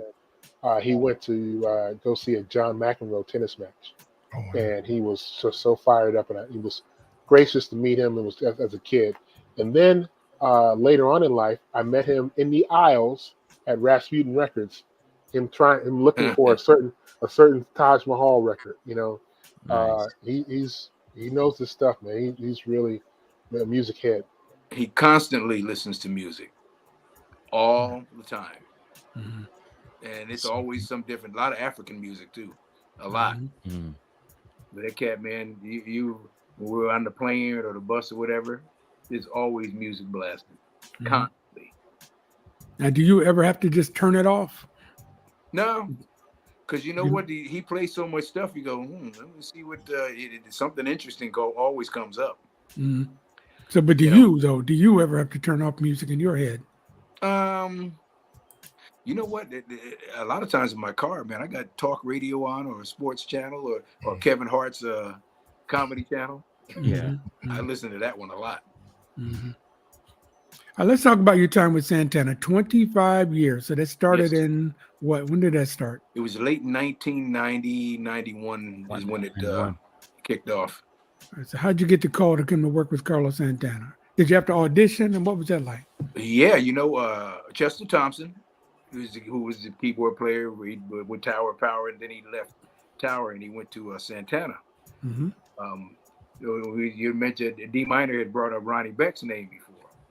So Chester Thompson and Ronnie Beck were in Tower Power at one time together because Dave Garibaldi took a little hiatus there, and Ronnie stepped in, and Chester and Ronnie had become good friends. So at that time, you know, we had the group Spangalang together, and when Chester would come off the road, he came to see us all the time. So this one time he came and he said, "Hey man, Santana's auditioning singers." He said, "If you want the audition, I'll throw your name in the pot," and that was it. It was a trip because I had the same day I did the audition with Santana, I had a recording session over at an artist's place. Oh wow. And an artist studio and Santana's office were pretty much right around the corner from each other. Yeah. So I went and did the audition. They sent me a tape of about 5 Santana songs. We only did 2 of them. Carlos said, "I don't need to hear anymore." So I didn't even know if I got the gig or not. I left and did the session, and when I got home that night, there were about 10 messages on my answer machine from the Santana office. "Hey, Carlos back. Carlos dug you, man. He wants you to do the gig," and that was it. Wow. Were you ready? I guess. Okay, I mean, you know, it's one thing to try out, and then when you finally get the job, like, oh, damn. Okay, well, I was definitely ready. Okay. Oh yeah. Was that your first big thing? I mean, you know, can't compare anything really to Santana, but all of a sudden you're out all over the world, all over the country. I know. Singing to sold out rock audiences. That had to be a little different for you, huh? It was very different from playing at little clubs called Lord John's and Bourbon Street and Mountain View, and you know, every now and then we do Yoshi's or something like that, or play at Ivy's. Remember Ivy's? Ivy's, man. You know. Now, were you doing jingles? Were you doing jingles at this time? Yeah, I did a ton of jingles. I mean, a lot of them. So I was always up in the Marin County area, either doing sessions over at an artist places or doing jingles at Keller and Cohen, who's they shut down back a while ago. The agency yeah. Well, after when the Twin Towers thing happened, all of the jingle market started shifting to other countries because You weren't doing anything here in the U.S. anymore. So Really? Why is that? I don't know. Well, once they started, getting other countries to do stuff, and found out it was cheaper for them to do it that way, the market really never returned. Yeah, So and we it's knew not that. union either. Yeah, and I'm gonna tell you, man, I used to go to my mailbox, and the number of checks that would be in that thing every week is like I can I could imagine. barely open up the mailbox, man, to get them things out. It was leaning. What is one of your more notable jingles? I did so Chevy commercials. They even had me do one of the California grapes commercials back. I don't know if they ever aired the thing, but I did one. The California raisins. Wow. Yep, did one of those too. Mm. But I remember the Chevy one. That was a huge one. Long John Silver's was another one. Yeah, I did a few of them that brought in some good money. I was like, God dang it. Yeah. Man, them checks were fat, boy. And they were coming every week. Now, while being in Santana, did you have any dealings with the management team, like Tony Kilbert? Tony Kilbert, him and Carlos are really good friends, man. Like this? Yes, they are. Tony And, Kilbert, another KBLX. That's right. Alumni. Russ, CJ, Coffee TV 20. Yep. Tony Kilbert. TK Kilbert. Is he still in Hawaii, right? Last I heard, yeah. Yeah. Tony was a nice cat too, man. And very tall. Very tall. Unusually tall. Yeah. Oh yeah. Tony Kilbert. Yeah. He was the only one at KBLX who played our music. Really? See, back then we got some stuff played and it wasn't a big hassle. Yeah. Tony Kilbert got our stuff on the air quite a few times. Yeah, and this was like a little before Kevin Brown got there, and Yep. yeah, Tony and Doug Lee and Clifford Brown Jr. Clifford Brown Jr. Yes. Timothy Alexander White. Yeah.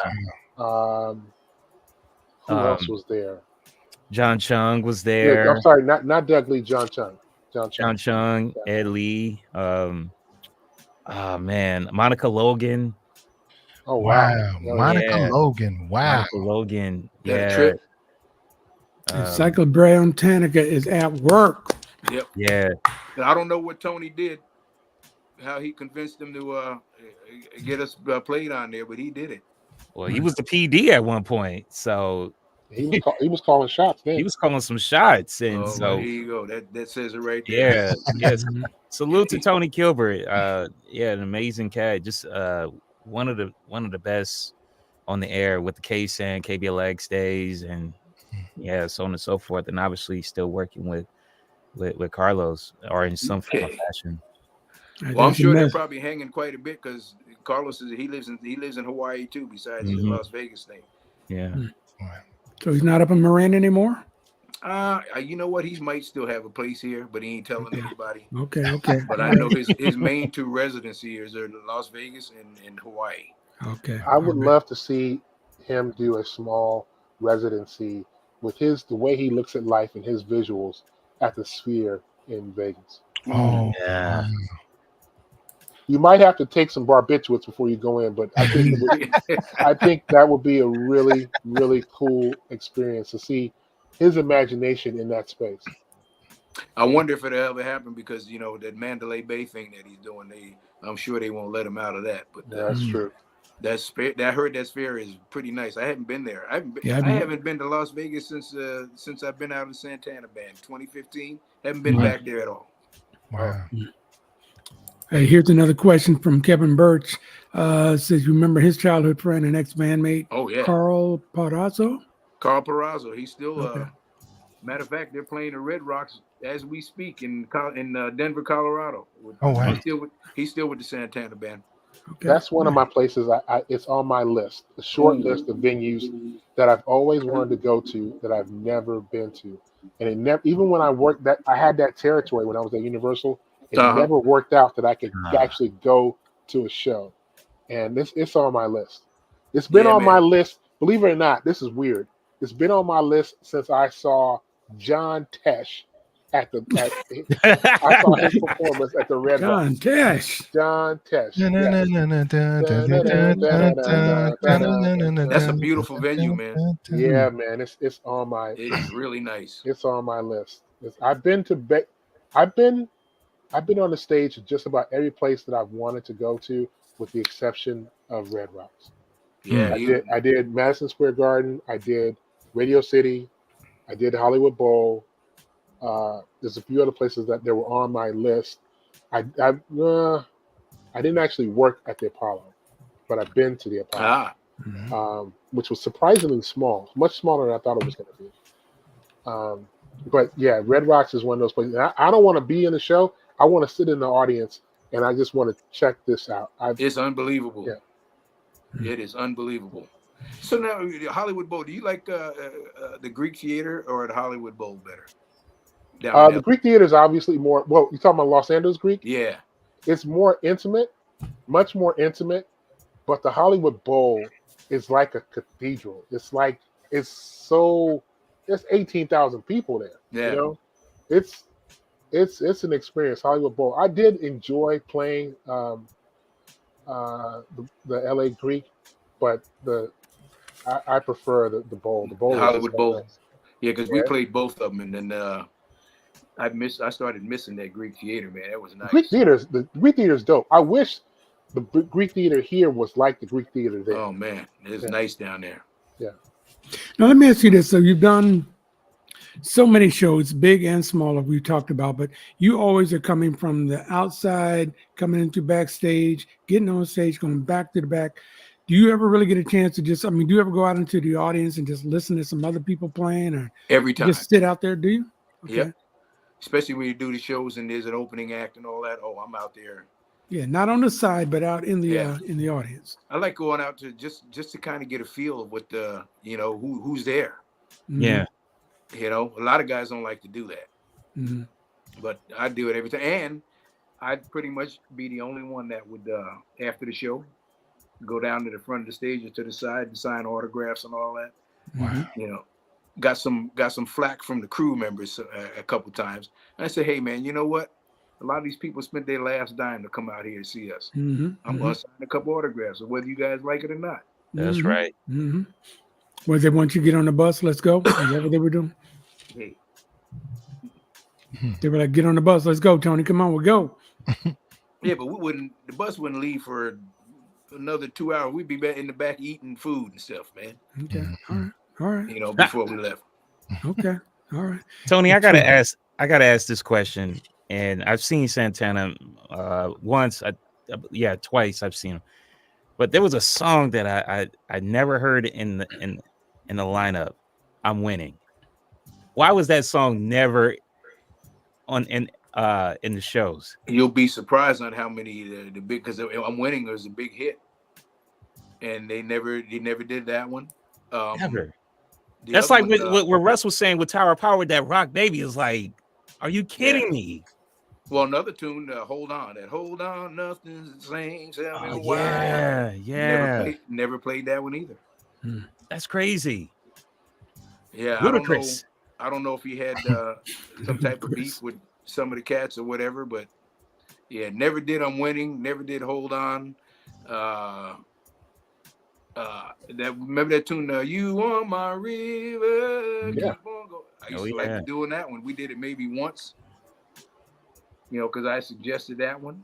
Yeah. And I'll never forget, we did the tune Novus that was it Placido Domingo, I think? Yeah, I think he sang that one. I've been looking for someone. I've been running.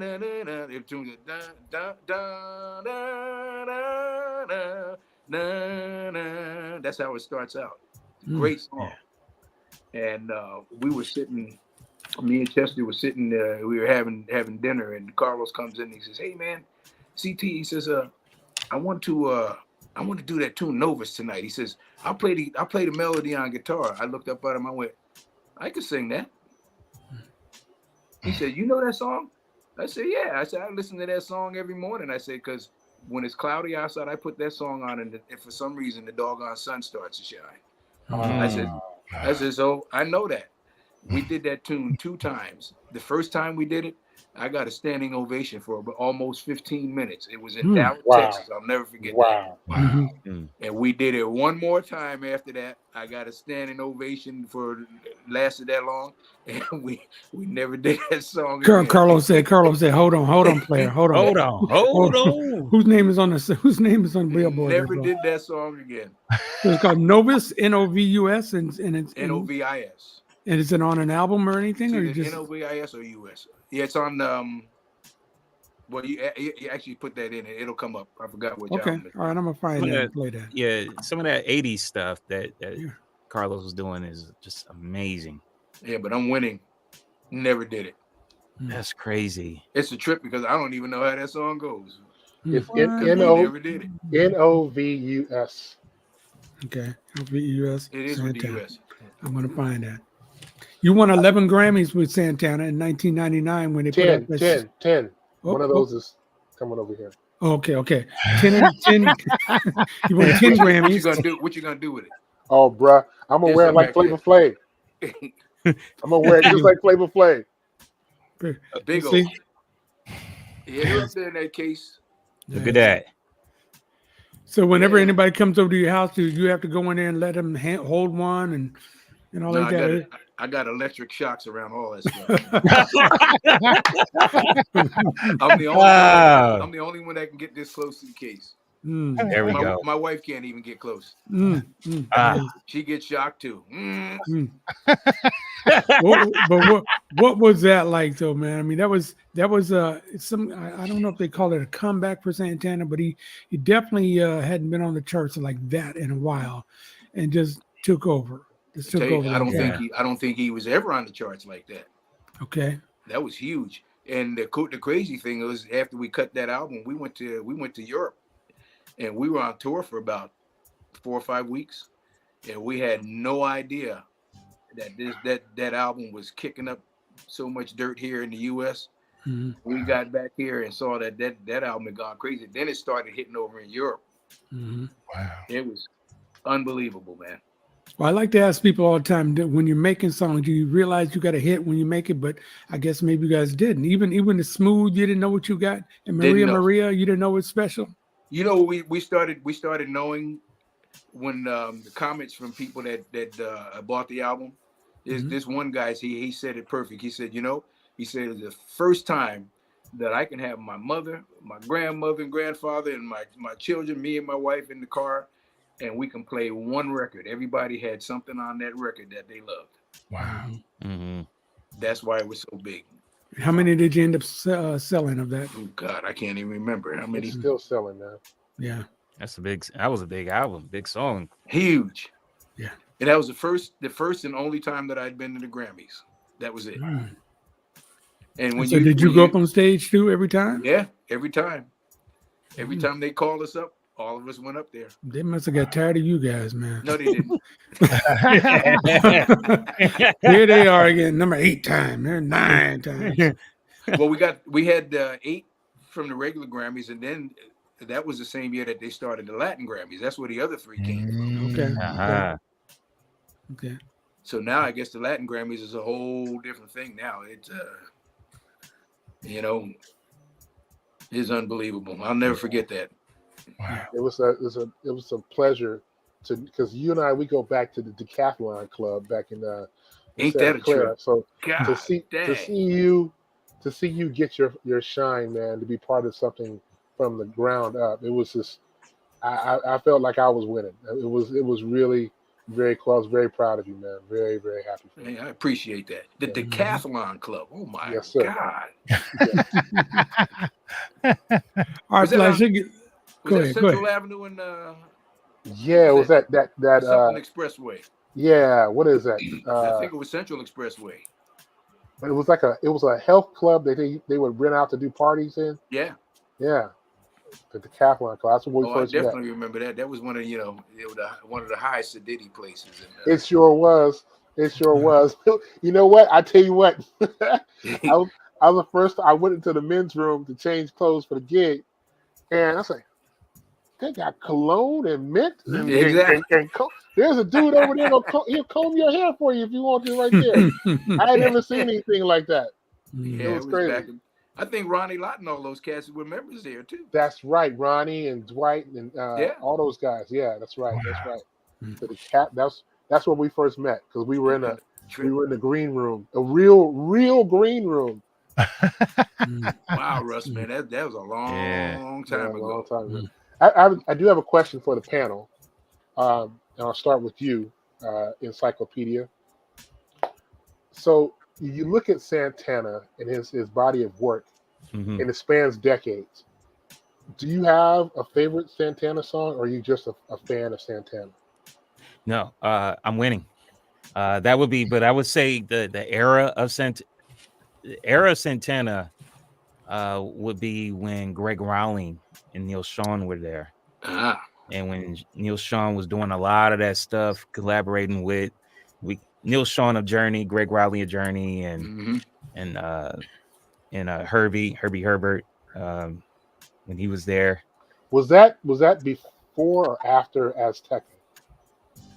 Was that when they had when George Duke and Neil Sean, when they were in Azteca? Was that before? My timeline's all screwed up.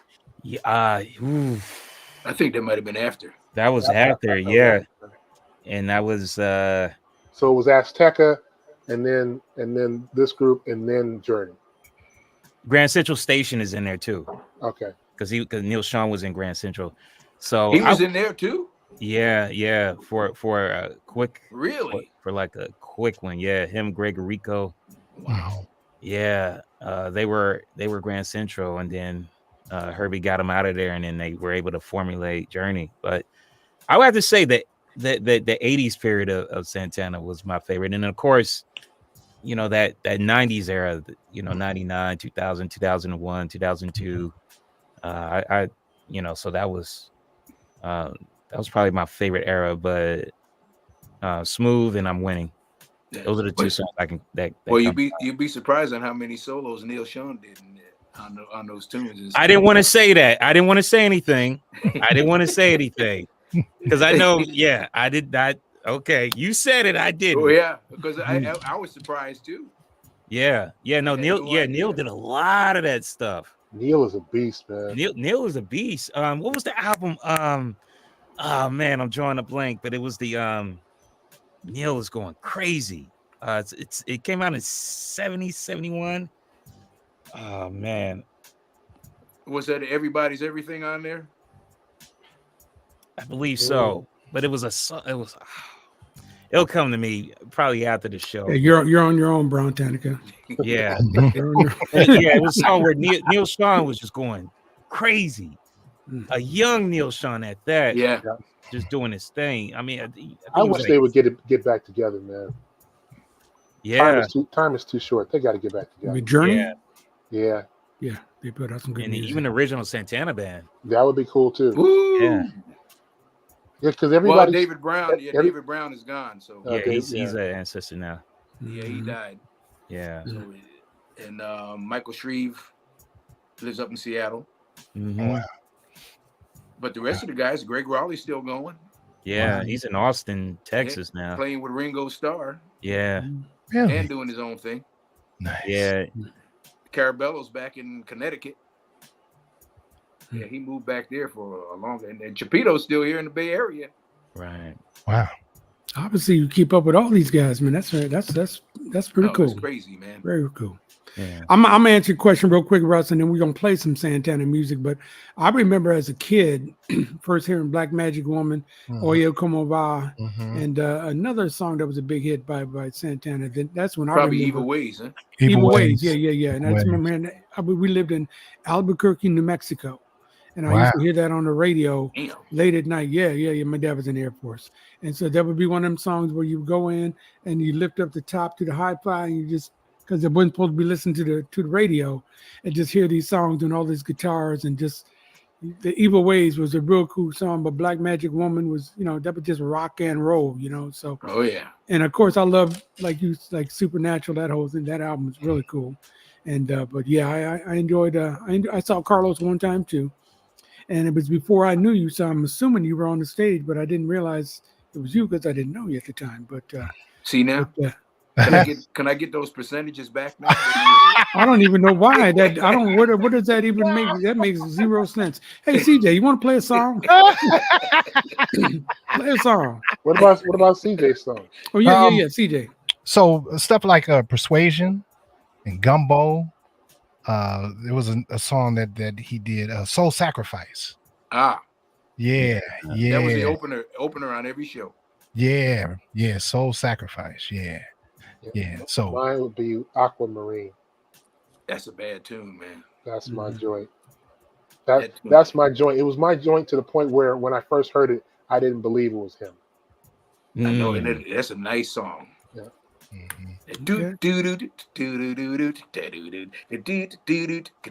I mean, when they get into that bass line, it's like, ooh. Is that Aquamarine or Marie? Marine. Okay, I'm gonna check that out too. See, that's what I love about this show. I write down all kind of notes and I research all these songs after these gentlemen and ladies when Ryan is with us and whoever our guest is. Where is Ryan? Ryan is working tonight. She was leading a she's moderating a panel with the mayor of Oakland and community. Nice. God bless. Yes. Amen. Yeah, community ambassador. I'm sure she's getting it in about now. The mayor's playing, wondering who chose her. Who said she could do this? You know, she's supposed to be just moderating, not cooperating. So that's where she is tonight. But she sends her regrets because she loves your music too. Hey Tony, the chat room says it was Central Expressway. That's where. Yes. That was it. There you go. I wonder if it's still there. I'm sure it is. I'm sure one of those like Bay Club or somebody bought it and renovated it. It was a great location. It was nice, man. Yeah. I want to say that song I was talking about, "Song of the Wind." Ah, okay. Song of the Wind. I'm not hip. You've been listening to a lot of Santana stuff, huh? That was I got hip to that years ago, and do we have Joe to thank for that? Yes. Yeah, creative music. Yeah. Joe and Elva. Mm-hmm. And Song of the Wind. Neil Sean is just crazy going on that one. Nice. And picked up my copy at Creative Music. All right. Hey, look, we just got a few more minutes with Tony Lindsay tonight, so I didn't want to hear some Santana music. Yeah. So CJ, give us 2 or 3 quick cuts, and we got to get out of here before 9. So go. Man, it's a hot one, like 7 inches from the midday sun. Well, I hear you whispering the words and melt everyone, but you stay so cool. My Monica, my Spanish Harlem Mona Lisa. You're my reason for reason. The step in my groove. And if you said this life ain't going I'll give my world to lift you up. I could change my life to better suit your mood. Cause you're so smooth. Now you can't tell me when you guys did that you didn't know that was a hit. Hey, you know, you did the first song that they started playing. Hold that thought. He's in the mix. You got to change your ways, baby. Before I stop loving you got to change, baby. And every word that I say is true. You got me running and hiding all over town. You got me sneaking in the people and running down. You can't go on. Lord knows you got to change. Yeah. Anyways. I didn't know Flash was gonna sneak another one in there, but let me ask you this. Okay, I know you play some percussion in the video for Smooth. You're all in there. You're doing this one, right? Yeah, Guido. They call it a Guido. Okay, how do you see? Because I don't play any instruments, but I always say that I want to be the guy playing the shaker. But your arm gets real tired about 38 seconds into it. So how do you? You got to go to the gym, man. Come on. Wow. You got to meet us at the Decathlon Club. Exactly. There's no other way you could, there's no other trick to it, It's so- on Central Expressway in down in Sunnyvale. Yeah. No, it's I used to play conga and Oh sing. yeah. Okay. That's what I started doing, and then my hands told me I need to cut that out because it's big old calluses and stuff. Mhm. Yeah. So I gave the congas to a school and said no more of that. But I played conga for a long time, man. I play some drums too. Mm. Nice. Try to get down. You play keys too, right? Yeah, only at my studio though, because that way I can mess up and let the computer correct me. Did you play keys with Santana? No, You never did? I would play some percussion though. Okay. Especially when Carl Perazzo and them started soloing, and he's like, "Hey man, come on up and play conga while I'm doing my solo to keep the." I said, no problem. Mm-hmm. Him and playing with him and Raul Rico, man. Oof, that percussion section is wicked. They had Dennis Chambers too. Oh God. Mhm. So when you play smooth, obviously that's killing everybody. That's for the younger demographic or the newer demographic. But when you play Evil Ways, it's a whole 30, 40,000 people just rocking. Is that going Yeah, crazy? it's they were rocking on all the stuff, man. Mm-hmm. We used to have a really good time with that band because the band went through a lot of changes, but it was always good. Mhm. We hit the stage, and I think I'm gonna go see them. They're coming to Shoreline in August. Okay. And it's on a Tuesday night. I think I'm gonna go to that show. Oh, All right, man. I'm coming with you. I Me was going to too. say, I'm coming with you. We're not doing a coming show with that you. night. That'll be a replay that night. So Yeah. Yeah, so we're all coming with you, Tom. Field trip. August 27th, I think it is. Is that on Tuesday? Yeah, we'll do the show on remote. Yeah. Ooh, live from the Shoreline. Live from the shoreline. Yeah. Our guest is Carlos Santana. Hello, I love your aura. Hello. Hello. I don't want to talk about the songs. They just speak for themselves, So, but yeah. There you go. Roy Stone just joined us and wants to know what's up with all the bald heads. Where we at there? Hey, Come on, Roy. Don't hate Roy just because you got a Don't little bit hate. of hair left over, man. Come on now. Yeah. Just because you got follicles, don't hate on us, bro. Yeah. That's see what I'm right. saying? Yeah, that's Hey, you know right. my philosophy is you can't grow grass on a busy street. Oh. Okay. You see any grass on the freeway? You don't see no No, grass on the freeway. No, you don't. Stay busy, staying busy. There you busy. go. Hey, look, man, this has been a great time. We're gonna close out this show now because I'm hungry and because What you cooking over there?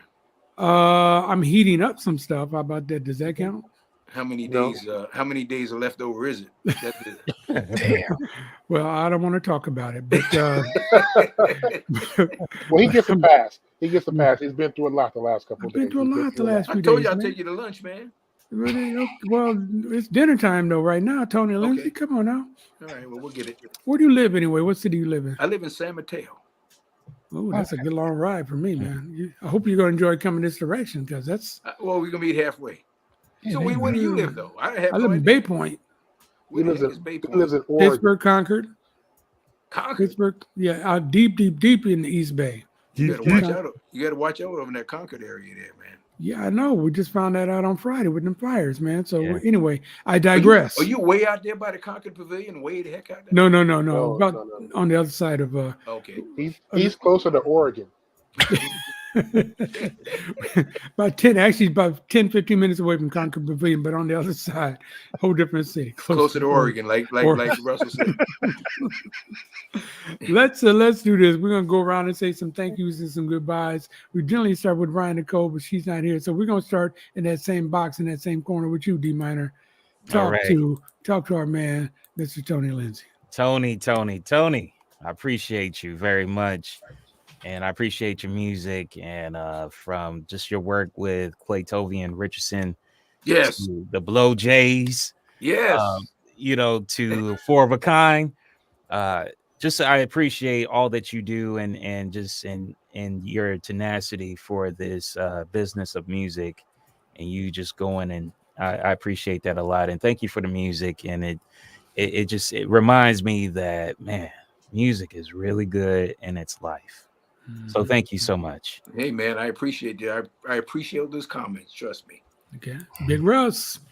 Yeah, I will have to admit that I was today years old when I realized that you were in the Blow Jays and not in Blow Fly. So I'm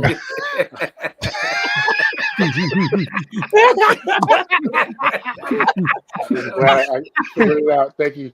Thank you, G. I appreciate that. Hey, anytime. Anytime. But man, Anytime. it's an honor, man. You know, we don't see each other that often, but when I see you, it feels like it's long overdue.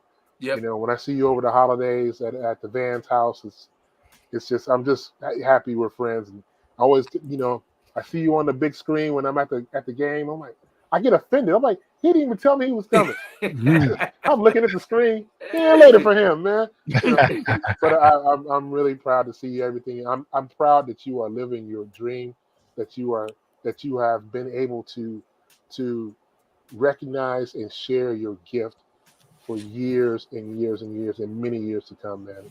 That's not everybody can do that. Not I everybody appreciate can do it. And I'll see you at Soul Food again too. Yeah, for sure. Yes, Soul Food in San Rafael. Yes, sir. Man, Yes. that restaurant's If killing. you don't know, you better Man, ask somebody. I'm telling you. Yes. All right, Appreciate CJ Flash. I got to thank Russ for that turning me on to soul food. Oh my God. We can go right now. We can just stop. Let's just go do a field trip over to soul food. Tony, man, thank you so very much. Your legacy is very, very strong, but this new music feels really, really, really good. And cool.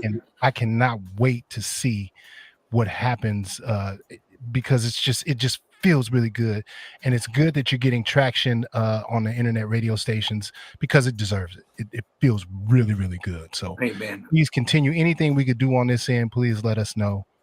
Love it. I appreciate that. Absolutely. Tony Lindsay, you my man, bro. You my man. I got to tell you, I remember that you were the second guest we had on I Remember That Song when it was a TV show. Yeah. And then I think you've done this show as well, but I will always be eternally grateful to you for coming out like that and hanging out all day long while we did the first show. And then you came in and did the second show. So you've always been, and whenever I go to see you in concert, you always shout out me in the show from the stage and make me feel like I'm somebody, you know. And you know, I got to come down and get a hug for Sherry too. Yeah. We're going to talk to you about that. But, you know, anyway, sending drinks over with the bill attached to it. I'm like, wait a minute. Well, at least I do it right there while you're there. You can see me. As far as I know. As far as I know. Look, you're messing up my compliments, but no, you're a good man. And as anybody who's just watched this last hour and 45 minutes, you're a humble guy, and all the success that you brought, that you received is just something that you deserved. And just, I, like Russ, I'm very proud of you and very happy for you. And just keep doing what you're doing, man. Keep doing what you're doing. I appreciate you guys too, man. I've been knowing you cats for a long time now, and I'm telling you, we're cats. That's right. And I'm happy that you asked me to come on again. And you know, and the other thing I need to thank you for, I got a chance to meet Will Downing and actually become a really good friend of his because I met him at your show. Yeah, you sure did. You sure did. And me and Will Steve, we keep in touch all the time. He was playing my stuff on his show. Yeah, he was. Yeah. He was. So I appreciate it. You know what? Anytime you guys need me for something, don't hesitate to call. I need you to help me get Emilio Castillo from Tower Power. You know what? We'll talk about that. Okay. I think I can help you with that. Okay, that's all I want is some help. So So that's it for us this week. It's another edition of IRTS Live. We thank you very much for watching tonight. Make sure you check us out next Tuesday for another episode of IRTS Live. CJ, you going to take us home?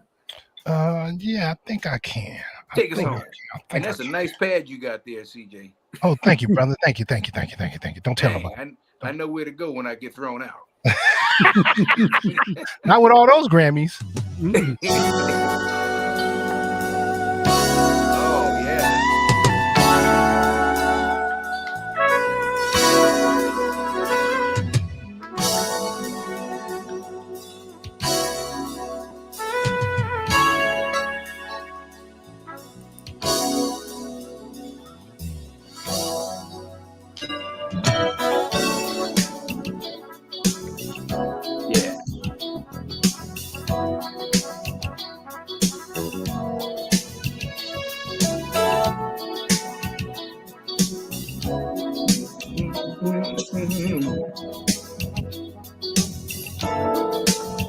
I know I I brought brought it it on on myself. myself. I owe no blame to No no one one else. Now I realize I can't get on by you.